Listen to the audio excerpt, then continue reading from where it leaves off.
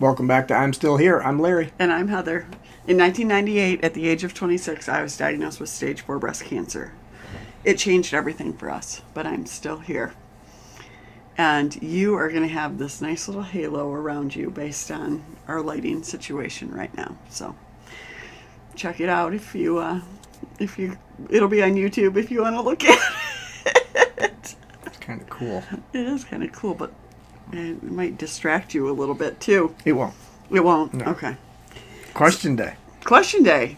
So I thought today we'd talk about the things that I get asked, like the most common things I think that I get asked from both people who have cancer and are trying to figure it out, but also just people, inquiring minds who want to know. So I generally tell people that I don't really shy away from questions, and they sometimes ask some things that are fairly personal, but I thought maybe we would just start out and go through some of them. Mm-hmm. I think when people who have cancer reach out to me, a common question I get asked is, what made the difference? Mm-hmm. And what's your answer to that? Wouldn't we all like to know? If we knew the absolute formula, we would all be better off, or we would try to bottle it if it's something that we can bottle. But also I usually, cancer is a million different, it progresses a million different ways, right? So, I don't think there's one answer to that. And I think the way we all approach cancer can be different and effective and sometimes not effective, and there's just not a good answer, right, to what made the difference. Well, it's a really long answer, but the true answer to that is unknown. You're right. Mm-hmm. For sure.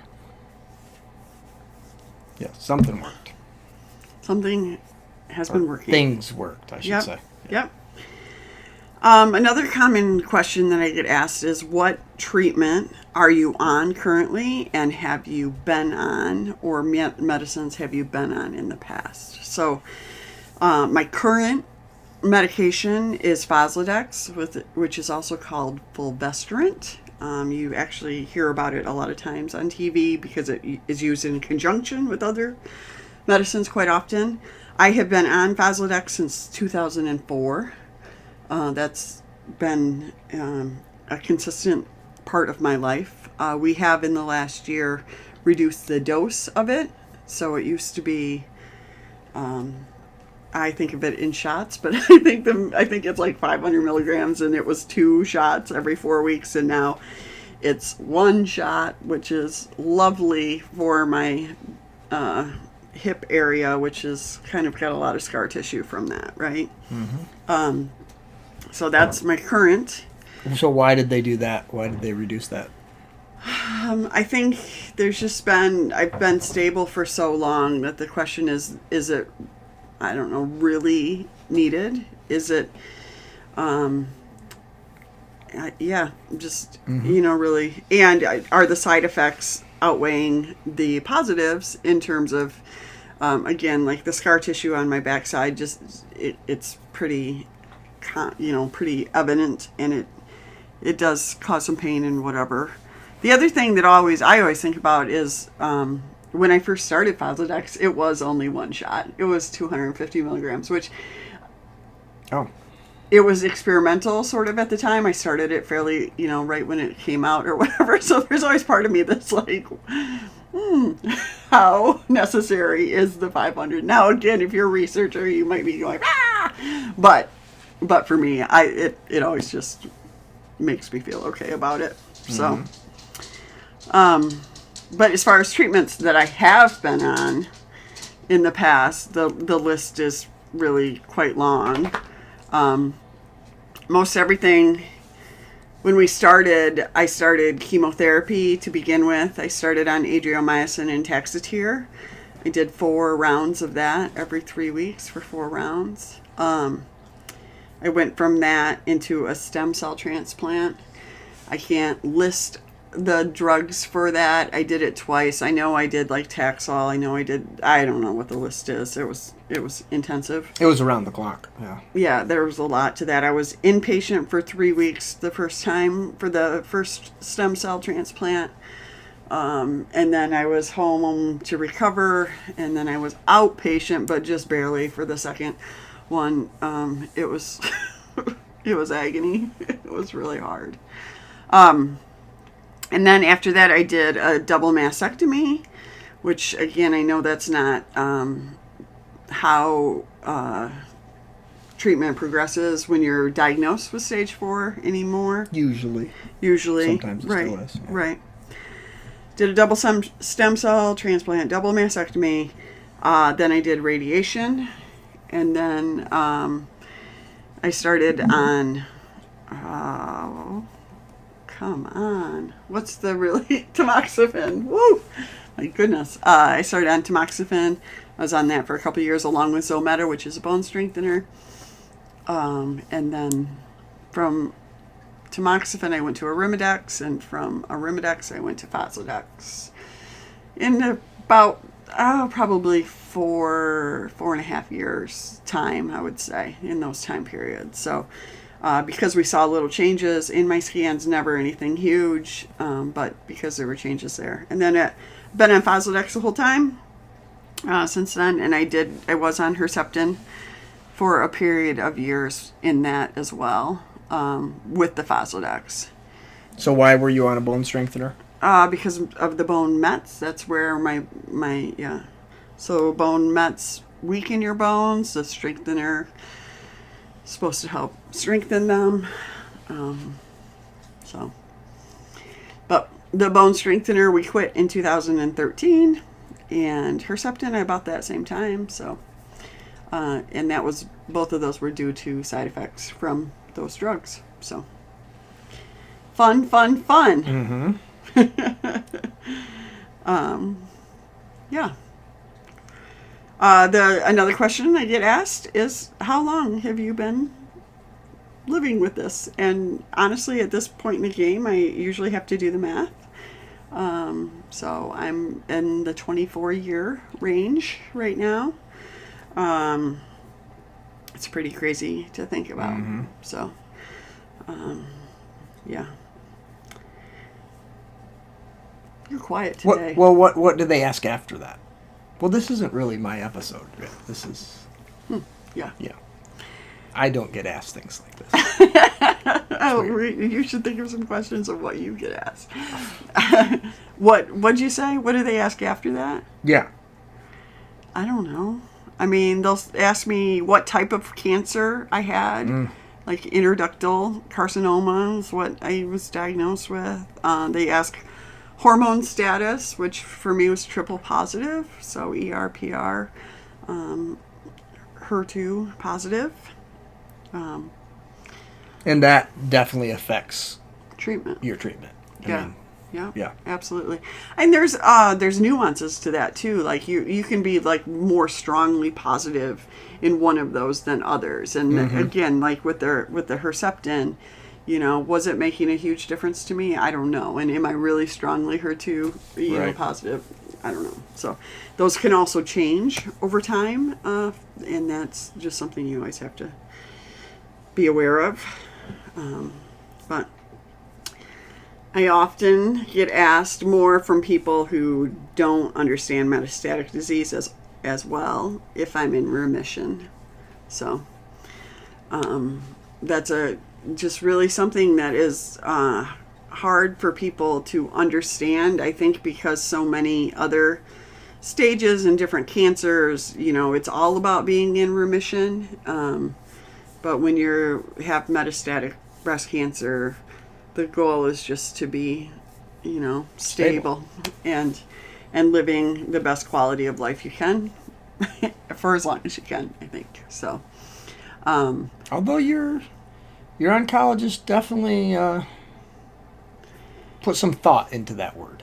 Yeah, I think so. I think when you've come this far out, there is some consideration of what really the best term is, right? And I mean, there's also kind of talk about chronic disease versus terminal disease, because metastatic breast cancer is considered terminal. I think I've been living with it in a chronic type of way, but that doesn't, the difference in that for me is that it often ends people's lives. Like it's a terminal disease in a lot of cases. So to call it chronic would be to move it towards a different kind of category, and I don't think that is correct. So just in some ways I feel like my longevity sometimes makes people think, oh, well, that's what generally happens, and that's not always the case, right? So No. So that's a tough thing. So we've done a couple episodes now on food, because really people ask me quite often, what did you change your diet? And I know there's so much. Again, part of me struggles with this a little bit, because there's so much kind of pressure for women with cancer to make changes, because you should do everything you can do, and I think that's true if that's what you want to do. I think otherwise, go live your life. I did make changes with my diet. I wanted to, and a lot of that was geared towards, one, just building a healthy immune system and trying to be as healthy as I could be. One of the things I will say, though, because I was triple positive, I did eliminate a lot of hormones, like foods that have hormones in them. So, again, does it make a huge difference? I don't know. Is it easier to get foods without extra hormones in 2023? Absolutely. So, Right admire. Like now more things say without added hormones and things like that than was the case in 1999. So when I was trying to do that, people ask about that because that's something they can do. Yeah, and I think you don't have to have some advanced degree.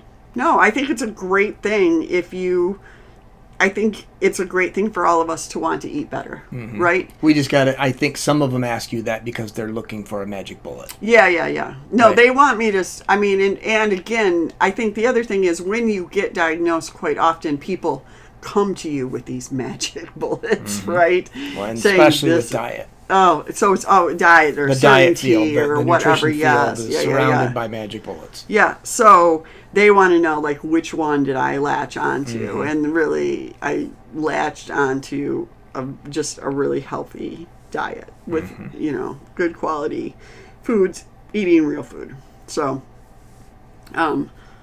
along with that, there's often what supplements do you take supplements, and what supplements do you take? And again, I shy away from talking about this a whole lot. When I was doing my treatment, that's why I went to Block Medical Center, because I didn't want to just be kind of throwing darts, and hoping some of them stuck. And even, it's just it's not a super well regulated field, like supplements, vitamins, things like that. So initially I did take a ton of supplements with the help of Block, and they're in coordination with your treatment. Yeah, in coordination with my treatment, a lot of really good things. Because there's certain things you need more of, and there's certain things depending on what treatment you're going through at that time. Your immune system specifically can be deficient in certain things, and in going to Block, they took all of that into consideration and followed you throughout that and made adjustments. Yes, which was the right way to do it, I think. I think so too. Now I do take a few things, but it's more, for kind of quality of life, and also just because I don't know that our food does give us everything we need. So it is, Well, food does give you it, but we're not eating right. No one's eating the perfect meals every week. Right. So, I will say I did, having taken vitamins and supplements for so long, I did kind of get to a point where it was really hard even just to swallow the amount of pills that I was swallowing. So I really ended up backing off, and now I'm back to a small handful every day. But it did become a challenge. I mean, our bodies will always absorb nutrients from foodstuffs compared to a pill. I mean, sometimes at a 100% to 0% rate, we're talking about here. There are some vitamins and minerals that people take that your body 100% eliminates. There's been some recent studies on these too, and when I say recent, in the last year, that we think we are doing really good things because of something we read or watched or saw, and the facts are your body's absorbing 0% of it. It is eliminating it all in your urine, and you're just literally peeing money away. Yeah. So that would be one of the things too that I would say, you know, a lot of us are on limited budgets, and I would always put your money towards food over supplements. For sure. So there are no magic bullets. Let's go back to that. No. Right? So, yeah, that's something that I just was talking with somebody about that last week. Supplements. So, another question I get asked is, like, did you get a second opinion? And the answer was yes. And because the first opinion was so shitty. Well, I don't even consider that the first opinion. It was an opinion. That was an opinion. Get your affairs in order. Yeah. Great opinion. Okay, so that's not even the first opinion. Okay. That's just the guy being a jerk. So yeah, even beyond that, once I started working with Dr. Meriber, that's where I used Dr. Block, his staff, as a second opinion. Everybody was well aware of that, and I think we talked about it a little bit. And it was recommended, and Dr. Meriber, of course, was fine with that, and it was a nice peace of mind to know, to have, you know, experts agreeing on what to do. And yeah, it was good. One of the bonuses of a lot of the big cancer centers, and there's a lot of them, and a lot of them are really good, but they're all on teams, and they're not only on a team of what you need, but they're on a team with multiple oncologists seeing, and all they're doing is listening to that case and giving an opinion on there.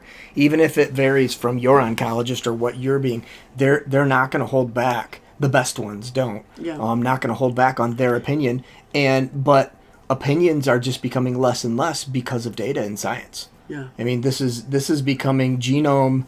Whatever your genome is saying, that is directing a lot of your treatment right now. Because there's evidence now. There's data and evidence, and that's how treatments are being set up. Yeah. Besides the minor things in there. Yep. But when we're talking about the drugs being used. And even, I guess, to kind of play off of that, my case also did go to the tumor board at U of M. So sometimes, even if you maybe traveling somewhere or going somewhere might not be an option, but what about, you know, asking about a tumor board or whatever. Even smaller hospitals, you know, are generally affiliated with bigger hospitals, and so the more people that can think about your situation, the better. I feel like. Especially if you don't meet that median, whatever it is. Yeah. If you're outside of that, there's not as many people that have gone through it before, so it does take some opinions. Whereas if you're in that mean average, have all of these, there's been thousands of people, thousands that have been treated, and there's evidence to what works and what doesn't. When you're outside of that, and we're like Heather was, that's opinions do matter there. Yep. Sometimes I get asked about physical stuff. Did I lose my hair? I did lose my hair. Did I wear a wig? I didn't wear a wig. I generally would just wear a bandana. I get asked about, you know, surgeries, reconstruction, things like that. I've been through all of that kind of stuff. I do think there's a lot of misconceptions about like reconstruction out there, that it, you know, just by reconstructions being different being done even differently now Yeah. than when you had reconstruction, which Yeah. was not forever ago. I But know. I mean, Somebody did just have a lat flap though. That I was. it's not just doing the lap flap. They're saving the nipple Yeah. Oh, in okay. in almost all cases, unless it's impossible, and for specific reasons. I mean, Yeah. and they're saving as many nerves and as Oh, many of whoa. that for Weird. yeah. What a concept. And it's just yeah, they're trying. It's not possible in all situations. So if you're listening to this and you're like bullshit, So when are they going to be able to put nerves back in that well, area? they're not. Okay. So this is where the brain stuff comes in. Our brain literally works like a plug and play. Your eyes give light to your to a nerve, and that nerve goes into a brain that is completely devoid of any light. But yet we see pictures. We see pictures, although we don't. All we do is see light, and our brain reacts to that. Same thing when we hear. It's just these vibrations that our brain takes in as vibrations and figures out, and we hear it as noise. Well, and same with touch, etc. And they've been experimenting with different inputs into that. If you're blind, is there a way we can give inputs into the occipital lobe of the brain where vision is processed? Is there a way we can give a different input into that and you see? Even though you're not seeing with these eyes, you have no eyes. You were born without eyes. Do you have the ability, if we plug something in there, and if you're born without eyes, that's a terrible example because honestly, the occipital lobe of the brain gets cannibalized and it is used for other reasons. But if you go blind, or if you lose your hearing, or if you lose taste, for example, we have other things that they're experimenting with different inputs into that, and people swear they see, even though they cannot see. Yeah. They swear they can hear, and with hearing aids and cochlear implants and stuff. A cochlear implant is a great example of that. It's not this vibration here. It's a electrical input into the temporal lobe of the brain, and people hear. Well, they're experimenting with the same things with people that have, and this is people where they've done. I'm losing Like the name. like an amputation type of Well, thing? no, with Or the what? breasts. Oh, What's it called? a mastectomy? A mastectomy, where they didn't save anything. What they're doing with that is, and by the way, if they saved anything, this technology becomes a lot easier because they can plug into that. And what they're doing is they're putting sensors underneath the skin, which is basically, a sheet of sensors. That's all it is. Then it goes to an electrical Holding wire. up our address. A sheet of sensors, and it goes to an electric, and they're plugging that wire basically into a nerve path that goes to the part of the brain that normally breast tissue would sense that. Now, as with anything, it is people respond to this as you kind of have to practice. You have to get used to this new input into there, but a lot of the responses from this are over time. They do get the sensation, a similar sensation as they got when they had breasts, to now having a breast reconstruction. They're getting a similar sensation because it's going to the exact same spot in the brain that neuron went to prior to that. That's a long answer to, It's possible. It is It's possible. getting there. Yes. Now, the truth is, you could have that same sensor on your arm. Mm-hmm. And if it was plugged into that same neuron and going to that same brain, you would have a breast feeling here on your arm because your brain doesn't know. It Right. doesn't care. So, yeah, it's interesting stuff. It is. And I have a feeling 20 years from now, it'll be just 100% common. It'll be part of the Do you think procedure. it will be in 20 years? I feel like some things Well, move it's really already quick right and now. some things. Well, right now, they're doing trials on it. Okay. Right. A year ago, they were doing trials on this in Chicago and somewhere else. Oh, that's right, because we were talking about this. Yeah, I don't remember where the other place was, but yeah, they're doing trials. Pretty cool. Yeah. Pretty cool. All right, one last question. Something that I often get asked, not from people who have cancer, but from people whose family members have cancer, is like, what can I do, or what can I, how can I help my mom, my sister, my whatever, and I kind of have some varied thoughts on that, I guess. Well, I feel like sometimes when people reach out to me, and I understand that they're sad or they're very concerned, but you can be there for them. That's an important thing. But you can't do anything for them in terms of if they want to pursue something, you can do it with them. But I think you have to let the person with cancer make the decisions for how they're going to proceed. You know what I mean? And respect those. I think you're absolutely welcome to give them some ideas or whatever.